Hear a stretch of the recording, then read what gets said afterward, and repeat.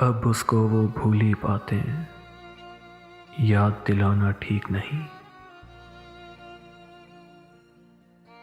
नाहक वो आज़रता होगा,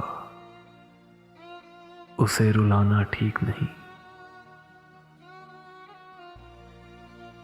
फोन के आगे चुप बैठा मैं कितनी देर से सोच रहा हूं।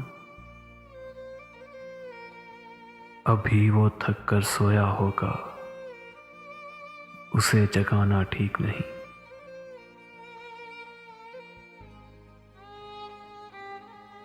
एक रोशन खिड़की कहती है देखो आगे दरिया है। जाग रहे हैं सब घर वाले, लॉन में आना ठीक नहीं। उसके सपने टूट गए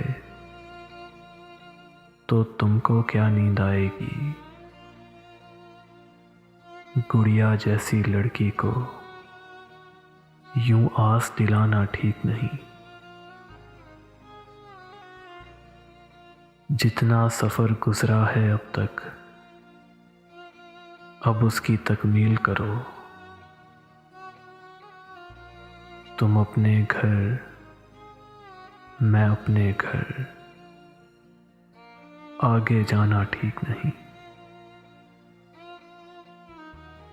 घर वाले नाराज तो होंगे इतनी देर से आने पर।